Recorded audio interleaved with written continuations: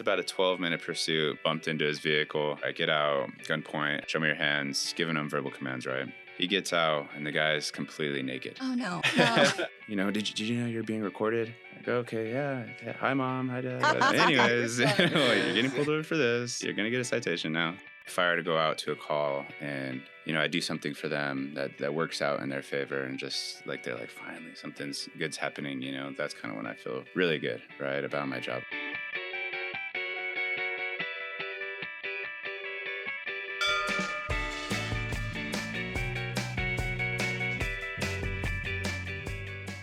Hello and welcome to Good Job New Mexico. I'm your host, Stacy Johnston, and today I'm joined by a special guest, Angelica Raygoza. She's in our communications and marketing department. Hello. Hi. Angelica is our public relations coordinator and official department translator, which is a serious job. We really need this here, and I'm so grateful for her talents and for joining us on this interview. So we had Officer Greg Ramirez. He's with the New Mexico State Police.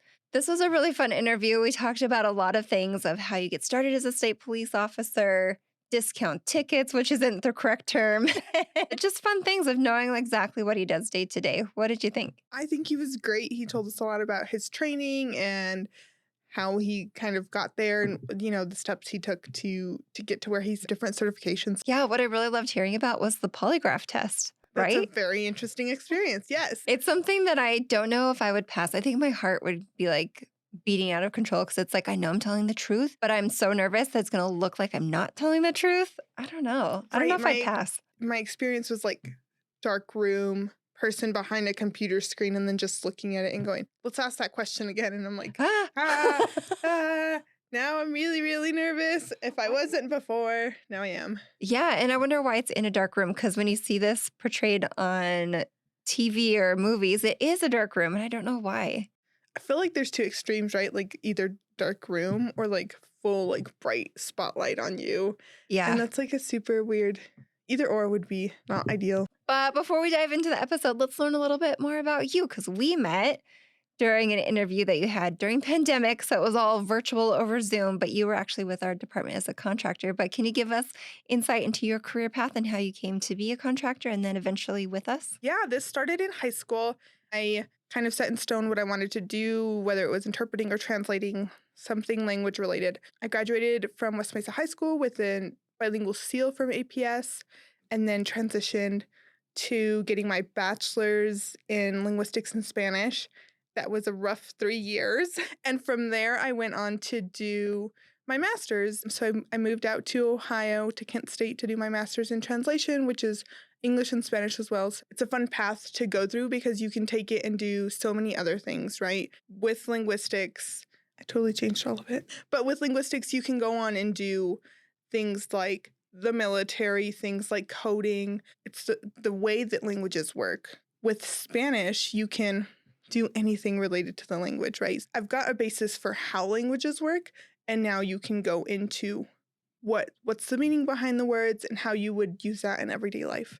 So you went out there to get your degree from Ohio, and then you said, no, I'm going home. Yeah, this crazy thing called the pandemic happened in March 2020. I was teaching Spanish courses as well as taking all of my courses in person. And that was like everything shuts down. Kent, Ohio is about the size of Las Vegas, New Mexico, and everything there revolves around the university. So all of your restaurants and grocery stores have university students as their employees. As things shut down, the stores shut down, campus shuts down, you're not allowed on campus. And so everybody went home and I said, me too. I packed up my things, packed up my dog, and we drove 24 hours back home.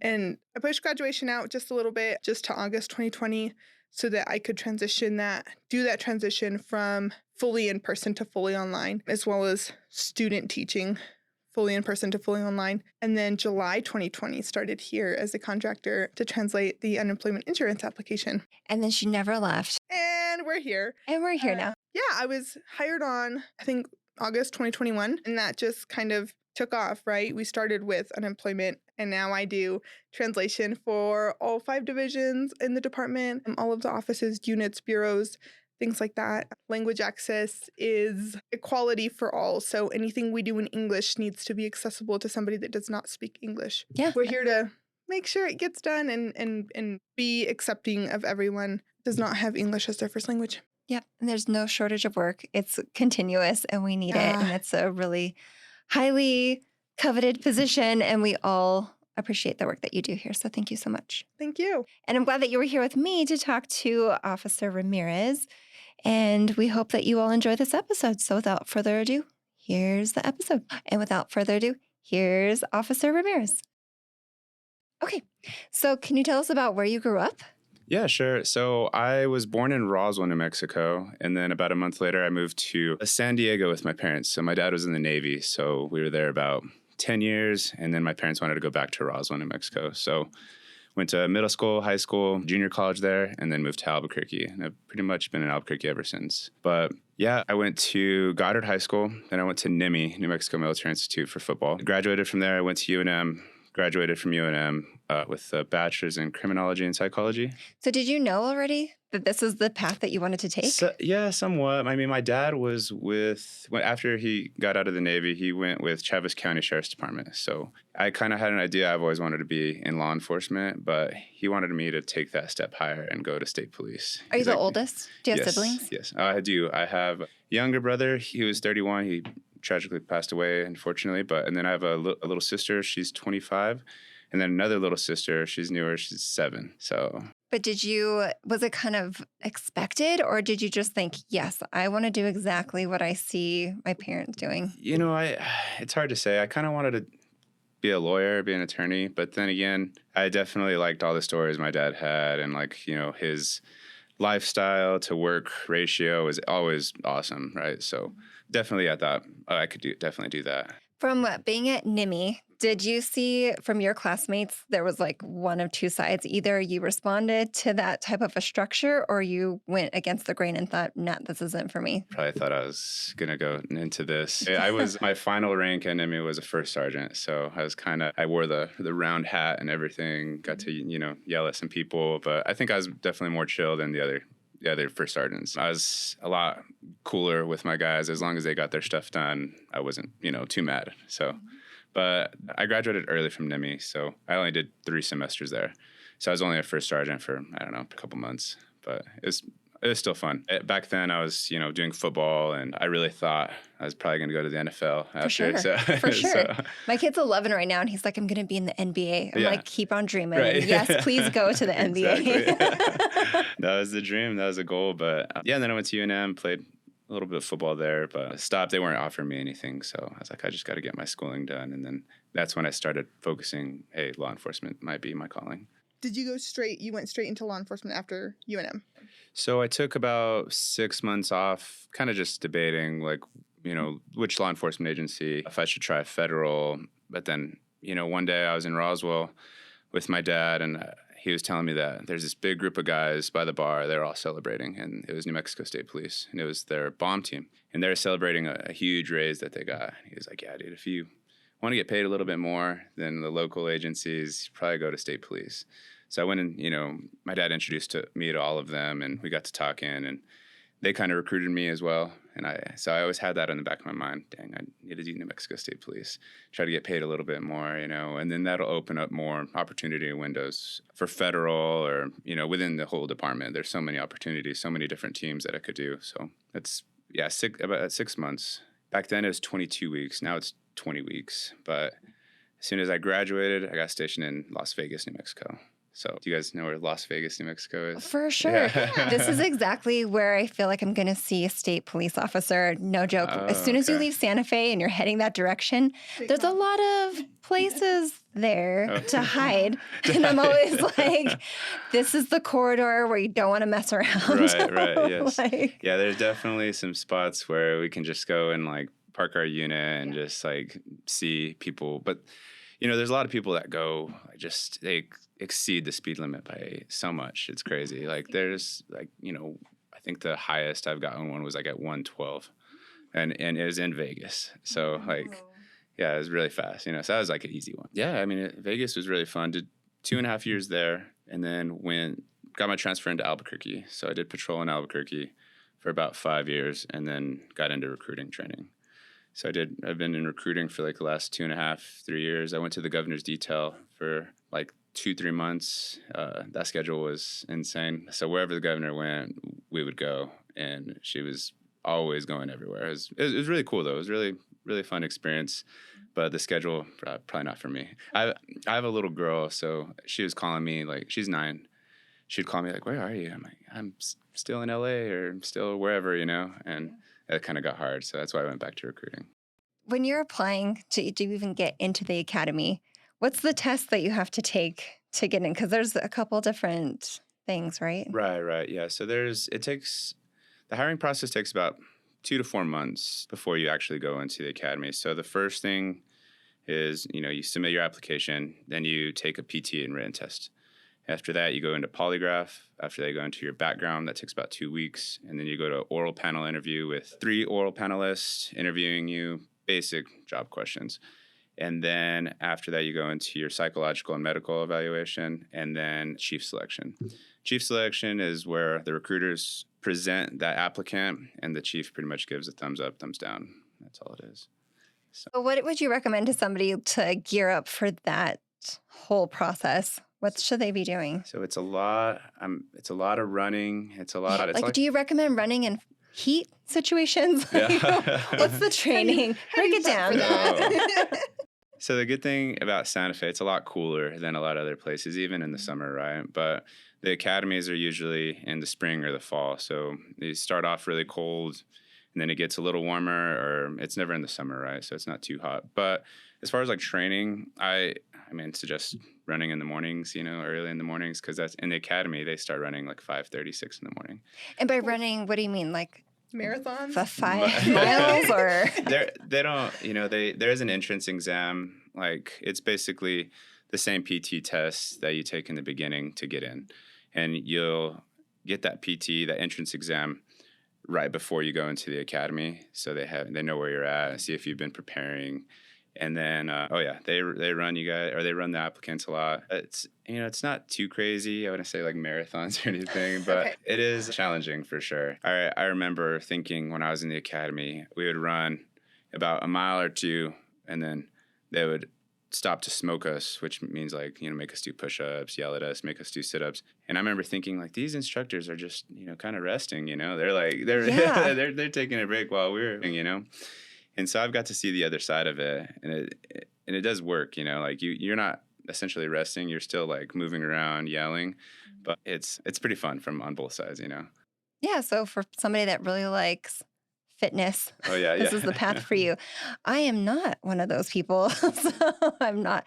Would you? I'm not a runner, no. I'm not either. I wish I was. Is there a See, fast training walk for a option? marathon. Yeah, I know. Really? Honestly, yeah. They just want like, someone's going to be able to like chase the bad guys and be so tired when that person challenges them, So it's just some of the best training that you get in the academy. So the regular law enforcement academy, they're getting, this is a rough estimate, I'm not too sure the exact number, but it's like 700, 800 hours of instruction. With New Mexico State Police, it's about 1,200. So it's just, it's a lot of instruction, a lot of, a lot of preparation for what's to come when you're on the field, right? For sure. That's what I was just going to say is all of this work is such great prep for knowing what to expect and feeling like you're ready to go out there. Are you with somebody that's kind of a veteran in that area? Yes. So it's a field training officer, FTO for short. You're with an FTO for 14 weeks. So they break it down into 3 FTO officers. So the first one you're with for 4 weeks, second one 4 weeks, third one 4 weeks, and then the last 2 weeks you go back with the initial, what you learned, see if you're making it, and then they release you after that. Of course, if everything is going good and if the officer's doing all right. Okay, so tell us a story about your very first couple of months there. Was there anything that was like, I wasn't expecting that? Or was like, you'd go back to your graduating buddies and be like, you guys won't believe this? So my very first day FTO, I got in a foot pursuit. It was really cool because it was like everything that I like prepared for. I didn't get hurt or anything. These guys were stealing from Walmart, and they called me and another officer there. And the officer was interviewing a few of them, and then one guy just took off. And I was still in my unit. I was pulling up, and I saw him take off. So he's running down the side of Walmart, and I'm just in my patrol unit, just cruising behind him. And Like, this guy's getting tired. I'm sitting down in my unit, like chasing after this guy. And finally he gets to a fence. I hop out. I hop the fence as well. And then I kind of tackle him. And honestly, that's one of the coolest things. Like the first day, I was like, oh, this is going to be awesome, Is this going to be every day of my whole career, But yeah. For sure. But then after that, it kind of mellowed out a little bit, just regular, patrol experiences. But yeah, the very first day, that was pretty cool that I got to, experience a foot pursuit right off the bat. Yeah. Okay. So talking about Las Vegas also 2 years ago, driving to Colorado, right outside of Las Vegas, my husband gets pulled over and our kids were in the car. And I was like, I'm so glad this is happening, kids. You're going to see what it's like to be pulled over. Yeah. The state police officer was so nice, but it's scary on the freeway. It really freaks me out because cars are still flying by. I mean, we're over on the shoulder and he came to the passenger window. Right. Very nice officer. Mm-hmm. And like, see, kids, you hand over your registration and your license. And he goes back to his car. And he caught me, but I was like, let's remember this moment. And I held up my phone to take a picture. And he looked back at the camera right as I was taking it.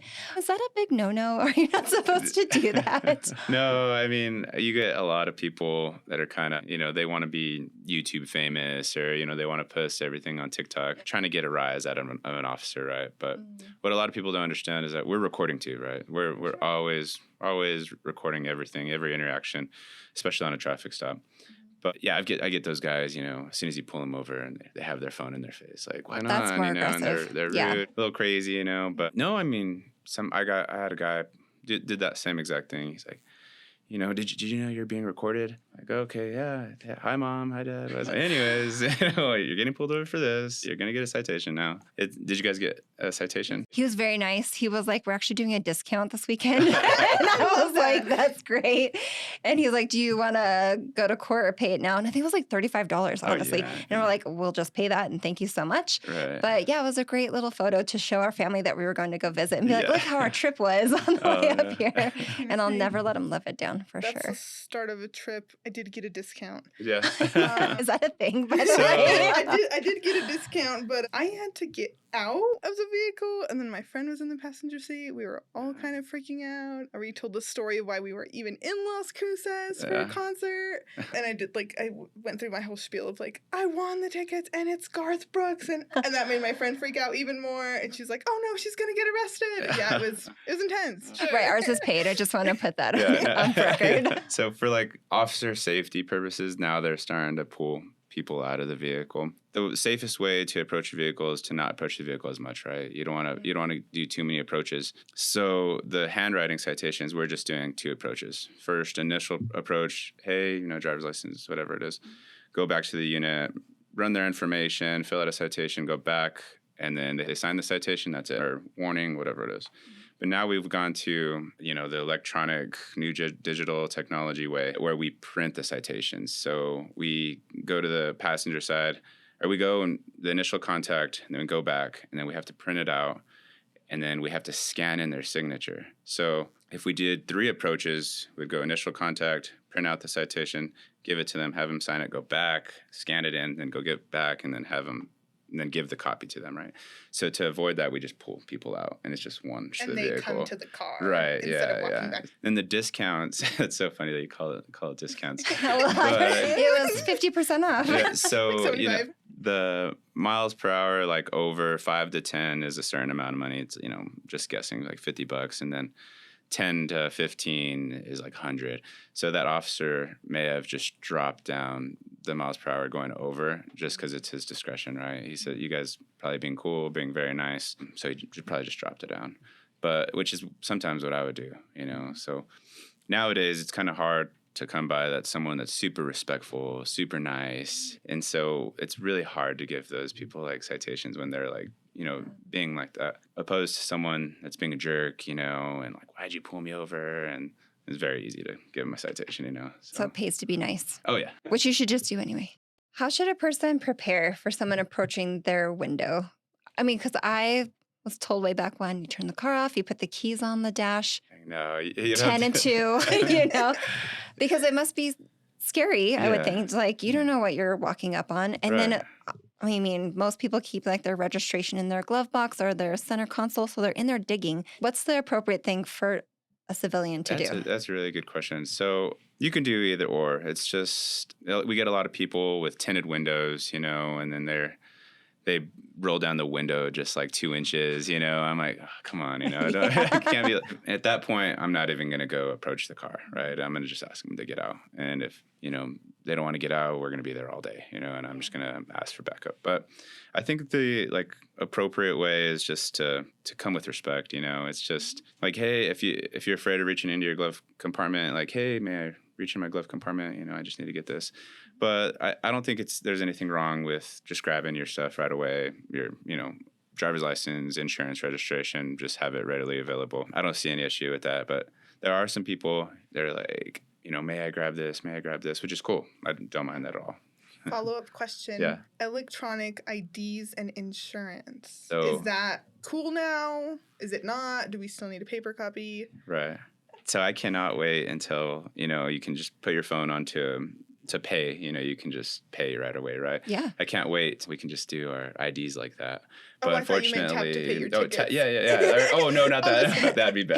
Hey. A tap to show ID. I Okay. think that'll be cool, but we haven't Which gotten is there yet. Probably coming, right? Because they just rolled that out, Right. mobile ID. Yeah. So for those aren't accepted yet. The digital ID, because I have one too, but Okay. not accepted yet. But digital insurance, yes, just because it's proof of insurance, right? Proof of insurance, proof of registration, those are accepted on the phone. But good Okay. question. Yeah. Does state police have a horse-mounted unit? No. If they did, would you be in it? I don't think so. Okay. I don't know. Have you seen the APD horses? Yeah, they Those usually park things back are- here behind our building, so we see Really? them every so often. Oh, okay. Probably fall and spring when Yeah. it's not as hot out during the day, but Mhm. yeah. Massive. How often do you have to do ongoing training or certifications? So for state police, it's every 2 years. You have to go through just the basics that we learned in the academy. There's so many other trainings that we have to do yearly. It kind of just depends on what training it is, but for the basics that we learned in the academy, it's every 2 years. Interesting. Oh yeah. I didn't realize that you would go to another state for that extra training, Oh, but yeah. that's awesome. Yeah, and I'm also a polygrapher, so they sent me to Austin for 3 months. And that was awesome. Polygrapher. Polygraph, so lie detector. So what's the training like for that? Oh, it's a lot. And It's can you just tell, right now, if you're just looking at somebody, Oh, you're a liar? No. Is it like the look left test? Or So- if they tell you something and they're looking left or right, can you tell which way they're lying? So, Yes or no? I mean, yes and no. I mean, if I'm really locked into a person, I, suspect them of lying, I can, kind of read them a little bit, sure. But with the whole, polygraph test, the instrument, that pretty much does the job itself, right? It's kind of up to me to get a pre-interview and then the polygraph, the actual instrument, and then a post-interview. And it's all of that combined is where I can see if a person's, telling the truth or not. And I don't know. I've heard so many different, they're called countermeasures, right? So that was one of my questions when I went to polygraph school. So we had a whole week dedicated to countermeasures. And that was one of my questions, who thinks they can beat a polygraph? If you put a thumbtack in your shoe, you can kind of stab yourself while you're asking specific questions to get, a response. So, but it doesn't work. Oh, okay. It's because your feet are on feet sensors and you're sitting on a seat sensor. Your arms are on sensors on your arms. You have finger plates on your fingers. You have, they're called pneumotubes across your chest to see if you're, breathing correctly. And you're recorded. So, I mean, if they're doing something, they're biting their lip, biting their tongue, you can see all of that. Have you done a polygraph? No, have you? Do I need to Yes. know something? I did it. I wanted to do FBI. So Oh, okay. I wanted to do an FBI internship, and you need, Yeah. top security clearance. So you have to do a Did you pass? No. answer, no comment. It's just not something that I actually wanted to follow through with. I'm not someone who's great at giving other people control over 24 hours of my life. You talked about, you have 2 weeks to get there. FBI's 24 hours. Okay. If they assign you somewhere or they call you, you have to be able to be across the country in 24 hours. Okay, I've got 2 hard hitters. Okay. I'm going to just give them to you back to back. All right. Can you share a high pressure situation that you've experienced? There's a lot, I'll tell you a story when I just got to Vegas. It was probably week 1 and it was during Christmas, New Year's time, right? So we got a call of a shots fired and right away my heart just started like elevating. I could feel my heart in my chest. And my FTO was like, "Yeah, we got to go to this call." Just nonchalant, like, "Yeah, let's go. We're cool."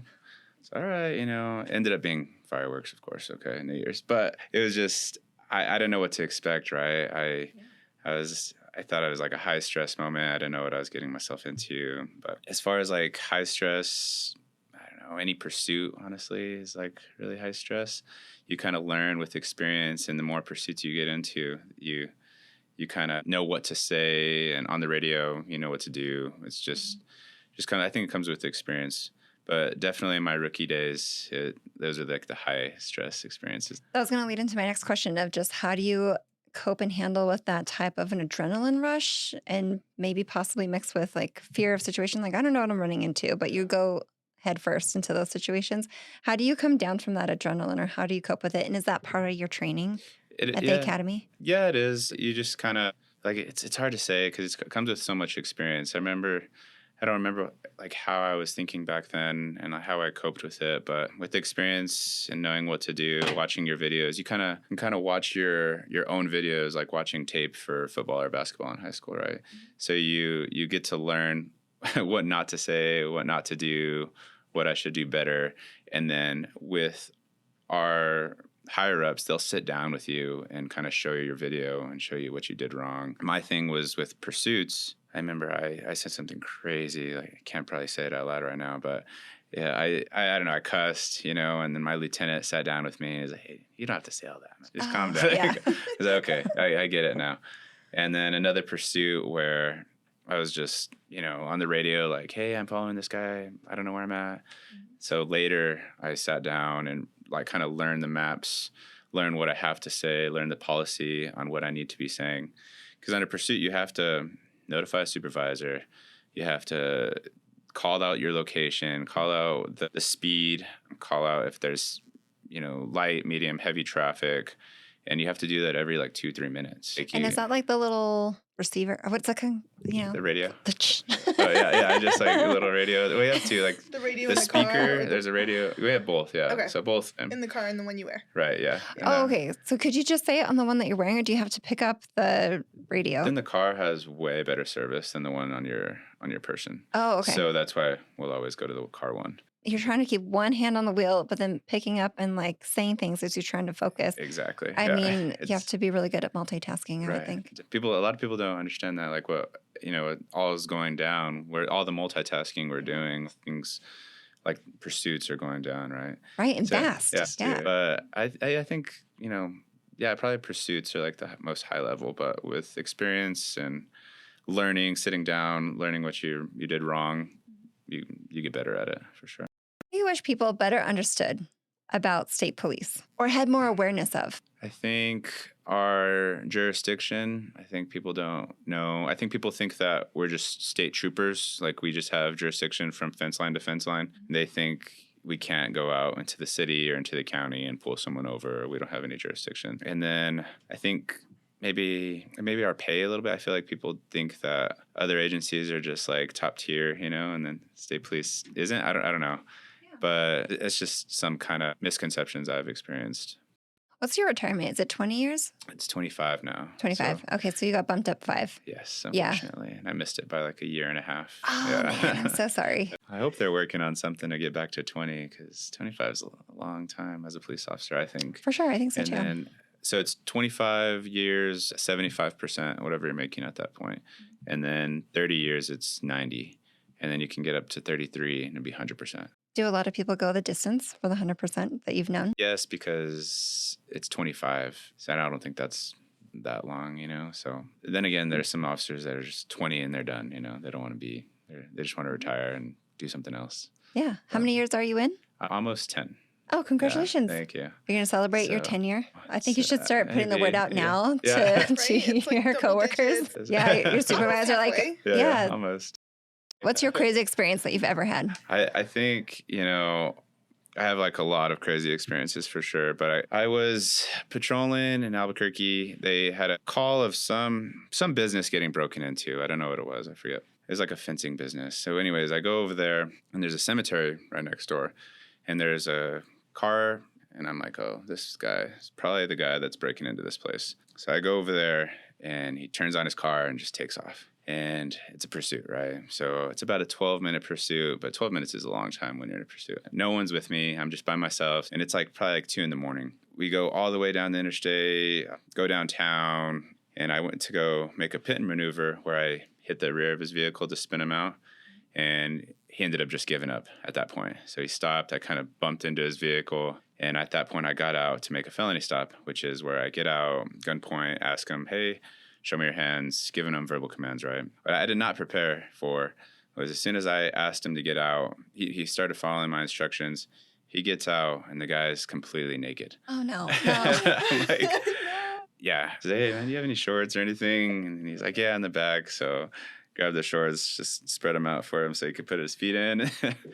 Yeah, so I think that was kind of weird arresting a naked guy, right? Yeah, do you wear gloves? Oh, yeah. Okay, good. Oh, yeah, definitely. And you have to get, like, the needle-resistant gloves here, too. So a weird experience, but right away hit the news. Like, I wrote my report, and the next day it was on the news. Like, I didn't even do anything. I didn't even know that the news could get a hold of it that fast, Pretty funny. If you guys want to, a good laugh at a YouTube. Google search. Yeah.